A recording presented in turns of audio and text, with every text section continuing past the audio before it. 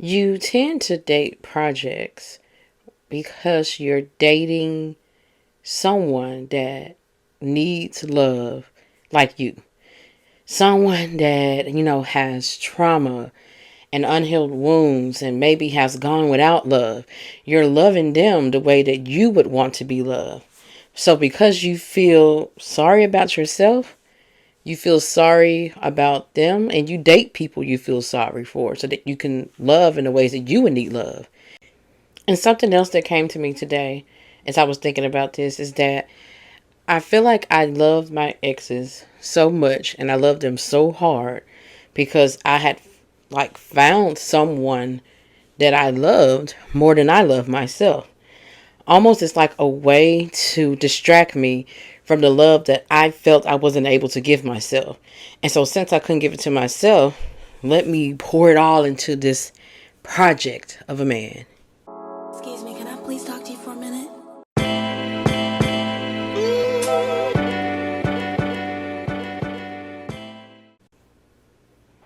Hey girlfriends, welcome back to the Hey Girlfriend podcast. I'm your host, Kindall D. And today we're talking about stop dating projects. Stop dating men that you feel need your love, your men that you feel are damaged, hurting, or men that have sob stories for you when you first meet them, or men that has trauma written all over them. Of course, we all got trauma, but when I say that man has trauma written all over him, I mean that it's actually affecting how he treats you, it's affecting how he treats himself, and it's affecting the connection. It's not something that's deeply embedded and it comes out when he's triggered every now and then. This is something that's just like his everyday life. You got to stop loving men like that. It is never, ever, ever going to end well. And so for me, I feel like it's important to give a little reason, I guess a reason or why that you love men like this, why you love projects, and why you seek men that are like projects. Because when you understand your why, it can help you break down, not only why you do things, but help you make sense of yourself and understand yourself. And then you can begin to make changes. So, I posted a video, a reel recently on my Facebook, and someone asked, how do I stop this? Because I basically said that you're dating projects because you're dating yourself. You're dating men that you feel sorry for because you feel sorry for yourself. And when I say feel sorry, meaning that you feel like, you never got enough love. You've been unloved before. And even though you needed that love, you got maybe a lot of trauma still. You didn't get a lot of love in your upbringing. You just feel abandoned, have abandonment wounds. You know what it's like to be rejected and not have someone. All these feelings you have in yourself and all this trauma you have in yourself, you still feel it and you feel sorry for yourself. Or you feel sad for yourself. If you don't want to say you feel sorry for yourself, you feel sad for yourself. And you feel like you're longing for connection and love. And so what you do is you go out and you find guys that are basically like you, hurting like you. And it's not only that, it's almost like that's your frequency. It is now attracting low vibrational men because that's the frequency that you're on. You're on that I just, want to pour my love into someone the way I want someone to pour love into me. And so what you're ended up finding are men that are like projects and that need a lot of love. And so you're loving them the way you want to be loved. You feel sorry for them because you feel sorry for yourself. And you're too understanding of their situation because of your own situation. And so you also probably have in your mindset that I wouldn't want someone to neglect me or judge me, so I can't do that to him. And you're falling for the sob story. And I get it, but that's going to keep you in a loop of never being loved the way that you deserve. Like, you can't earn love from someone. You can't love them so hard that they can recycle the love you give and pour it back into you. Something that I had to realize is that in loving and dating these projects, while you're doing all that loving to them, pouring all that love into them, who in the hell is loving you back? You think that if I can just pour my love into this person, then okay, maybe they'll learn to love me back and they'll see that I, am for real and that I really love them. Maybe they'll see that and then want to love me back and be able to trust me. And sometimes that can work, sometimes. But I'm going to say that it's something that you wouldn't want to risk, because if someone is damaged so badly, they're not going to be able to receive your love, feel your love, or believe your love, or even trust it, no matter how good it is, because they got their own shit going on. And so dating these projects seems like it's ideal for you to do, maybe because not only do you feel sorry for yourself, but you feel that that's the way to get love. You have to earn it. And you feel like if you earn that love, then that means you won't be abandoned, that you won't be hurt, that someone will appreciate you so much for sticking by them and loving them through their shit, that they will automatically want to keep you in their lives. So in a way, it's like you're trying to protect yourself from possibly being abandoned or rejected or hurt. And so you're making sure that that person has a need for you. And so in creating that need for you, and you're trying so hard to make sure that they realize that you love them, and you're trying to love them through all this shit because you don't want to abandon them, because you don't want someone abandoning you, then you're dating a project. And dating a project, in my experience, it just never ended well.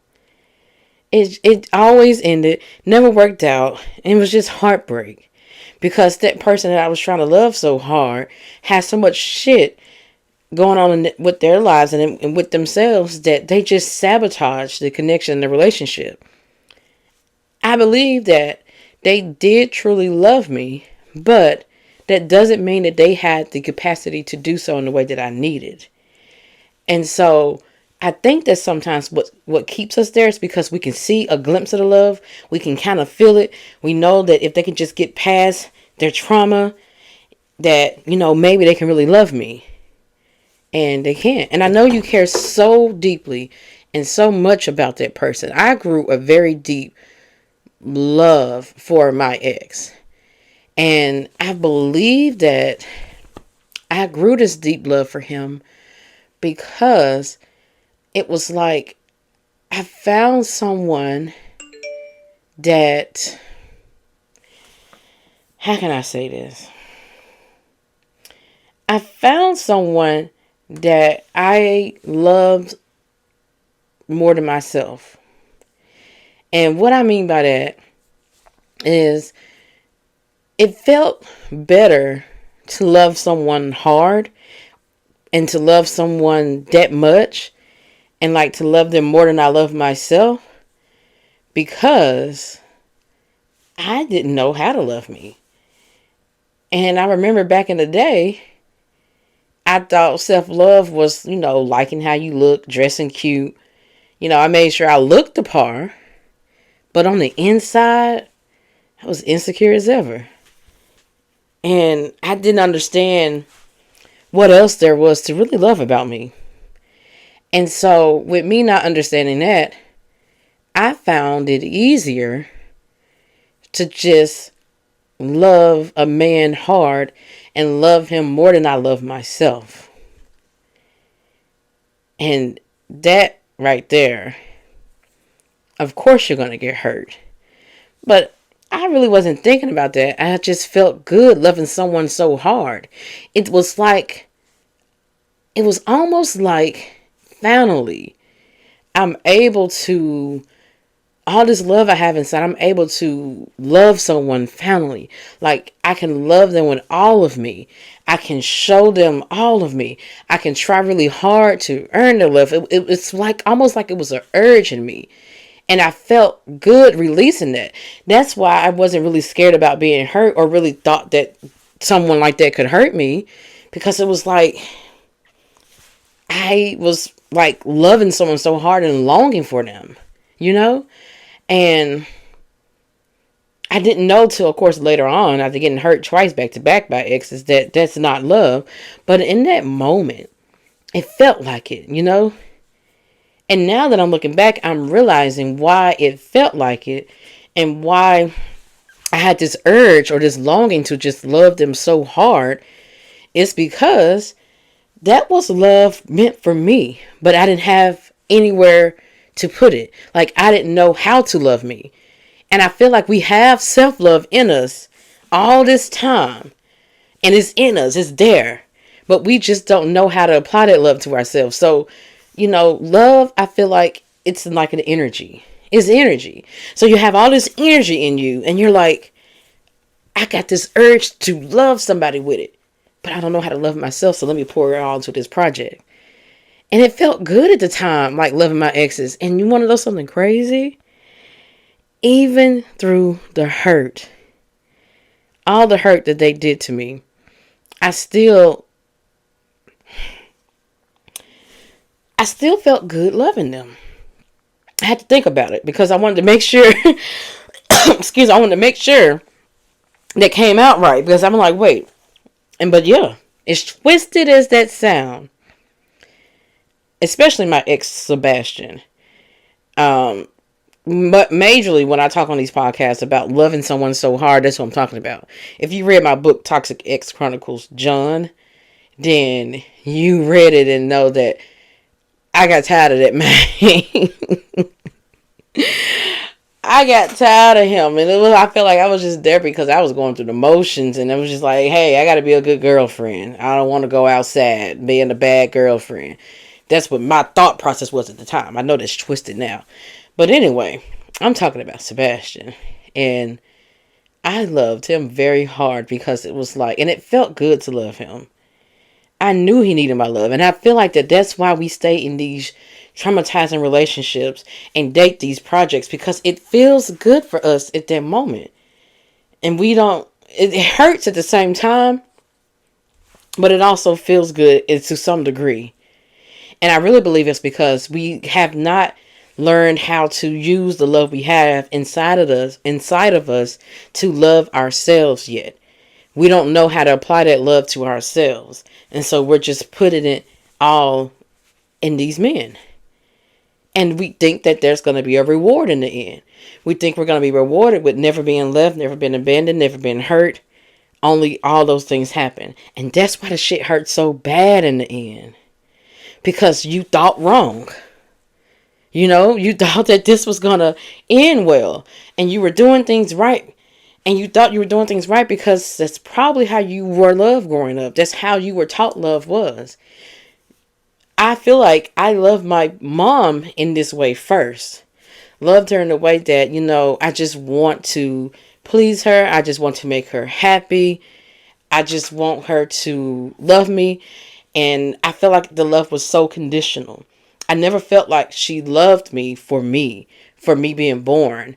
I felt like she loved me for what I can do for her around the house or for how I can be a good kid, not because of who I am. She never talked about my abilities and my other things about me that were great. I didn't know who I was and what there was to love about me because she never loved me for anything else but for what I can do.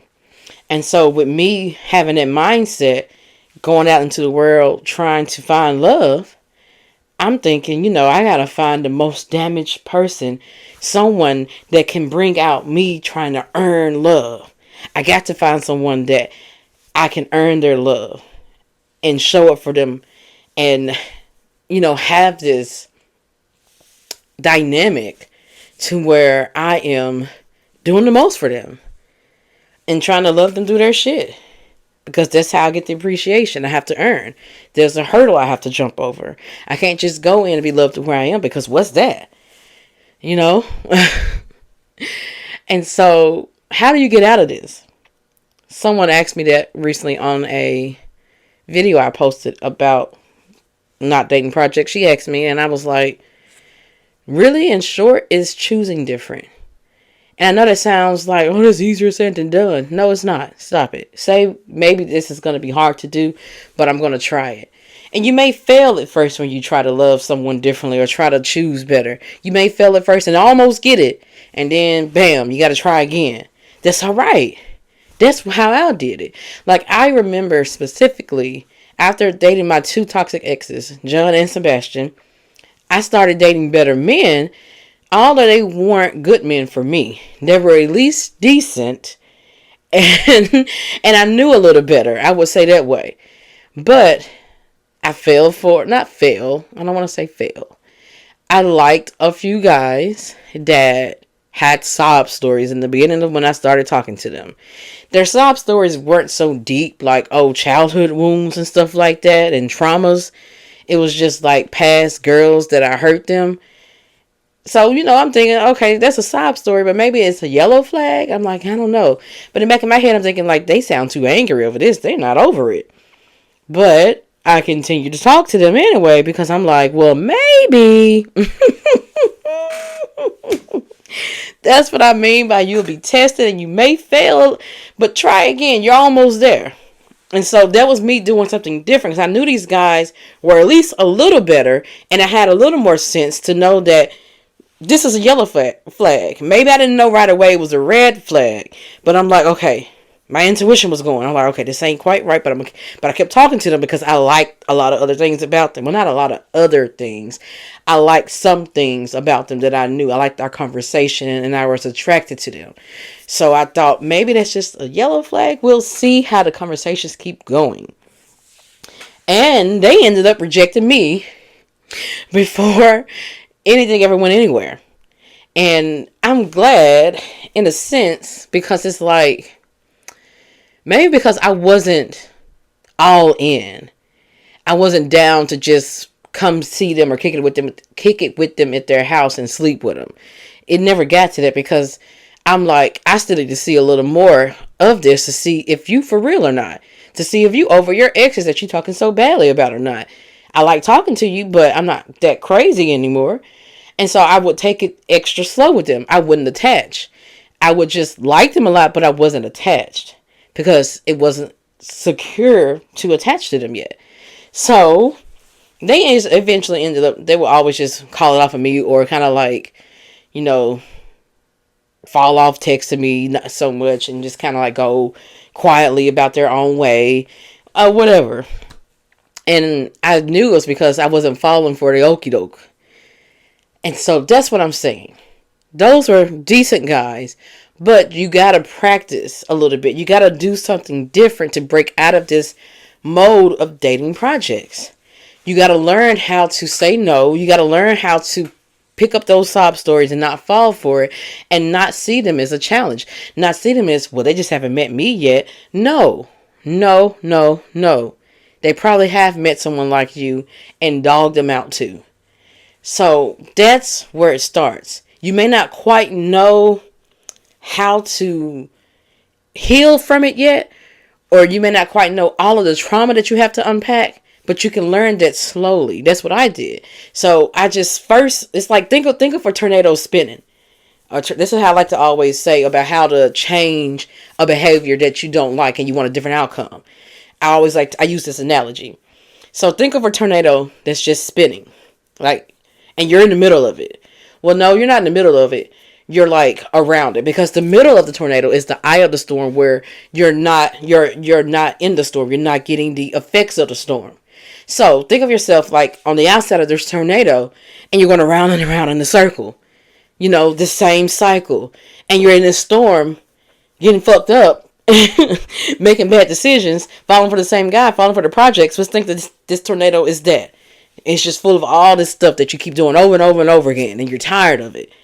Well, what you do is, it's like while you're going around the circle, you start trying to force your way to the eye of the storm.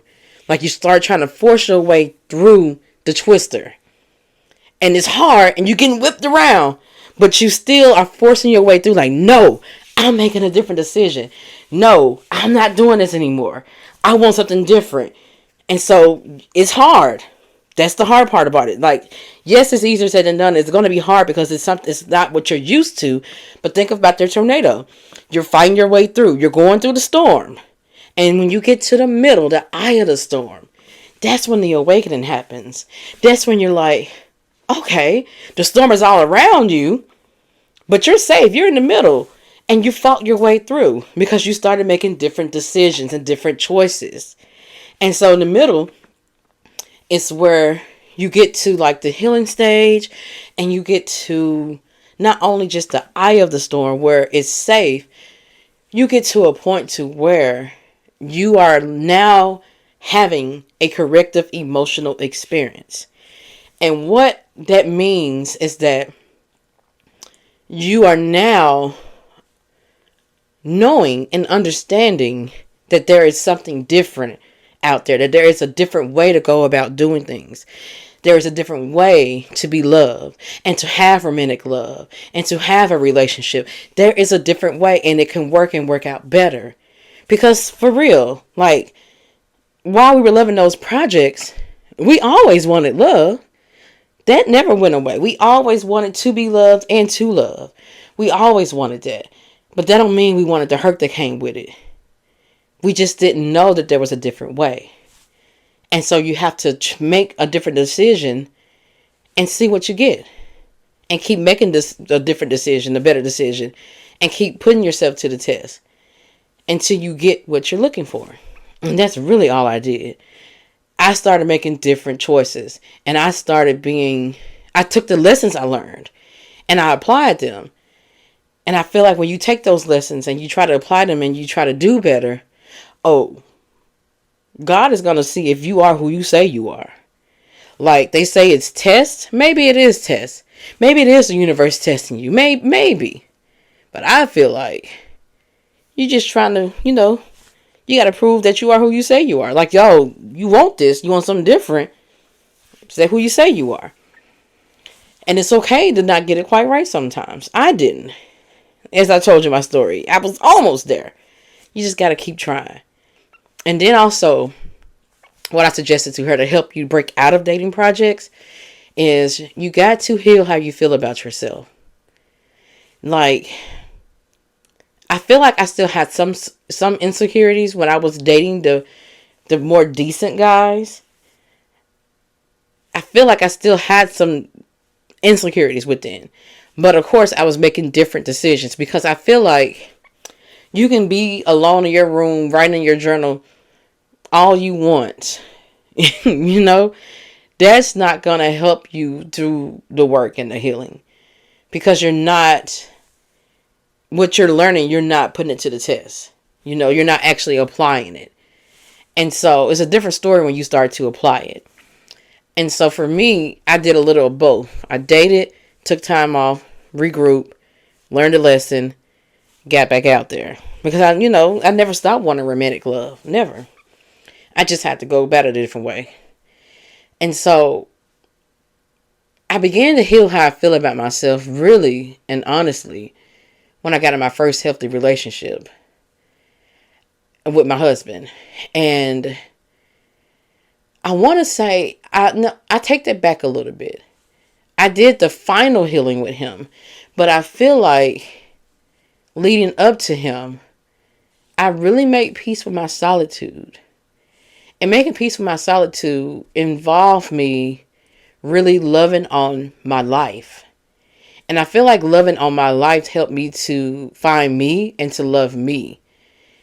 Like sometimes self-love may sound difficult at first because you're thinking you have to find all this love and pour it into yourself and love you no matter what.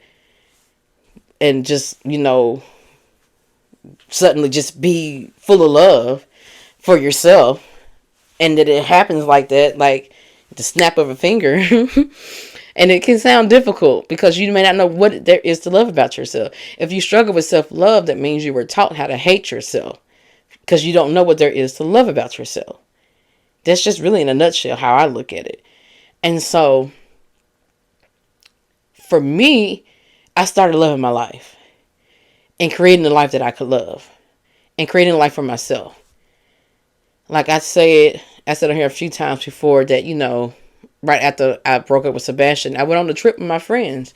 First time on an airplane, first time out of the country, first time at a beach. Like, I just really lived it up. And that made me fall in love with my life and with me.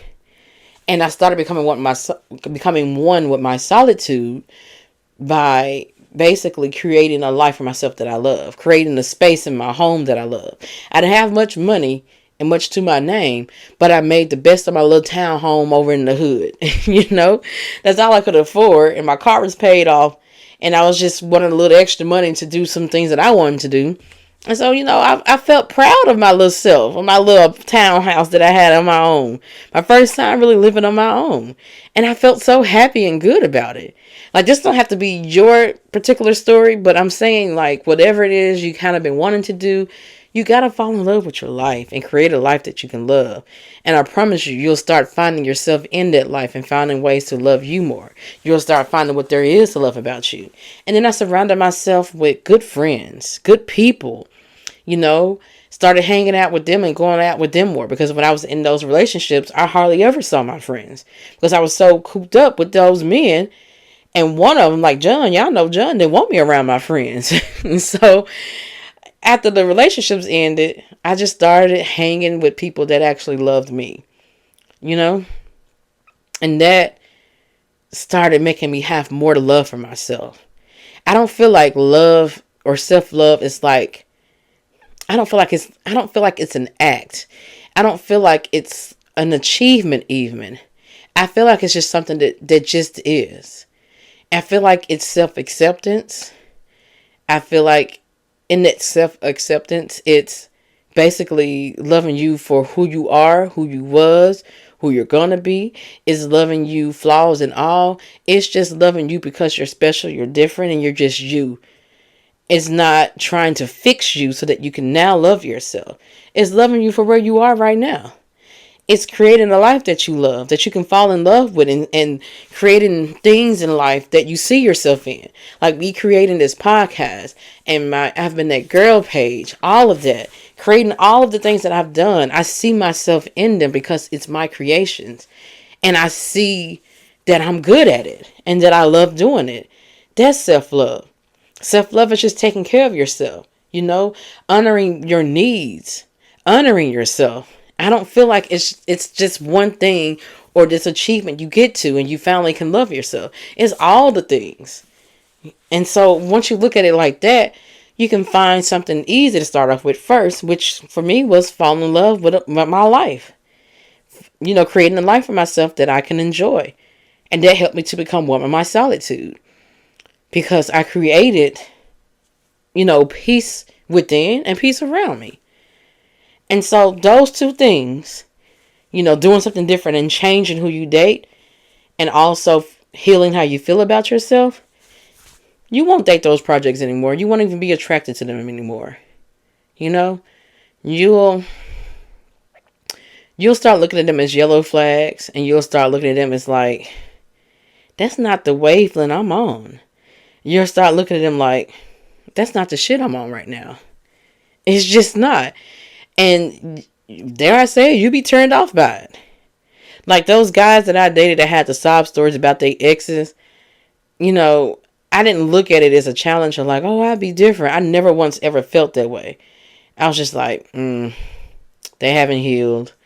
But I like them and they're attractive. Let me see if there's anything different that can come out of this, if anything will change. And nothing ever did. And I never took it that far with them. I never fell for them and attached to them. So, yeah. I think those were like my tests of who I, making sure I am who I say I am. And that I want what I say I want. That I want different. You can do it. I promise you can. You can do it. Stop dating them projects. The first thing I want you to get in your mind is that it ain't leading to nothing. It ain't gonna lead to nothing but heartbreak and heartache. There's no reward for loving a project and building them up. There's no reward for it. None. Zero. Zilch. And so once you get that in your head that it's not going to end well, you will be a little more apprehensive before going into that trap. So it takes practice. You're probably going to be met with some of those same types of guys, but it takes practice of you avoiding it and choosing different. know different, then you can choose different. You got this. You do. Just try it. Now that you know why you're probably doing it and you know how to change it, stop dating the projects, girlfriend. Let them go heal by themselves. You can't do nothing with that. They can't love you. Remember that. You can't do anything with that. They can't love you. They're just going to hurt you. That's it. So, yeah. As always, you can check out bonus podcast episodes, my books, my coaching, all on the I'veBeenThatGirl.net. Link below. And, yep, that's all I got for this podcast episode, girlfriends. So, until the next one, peace out.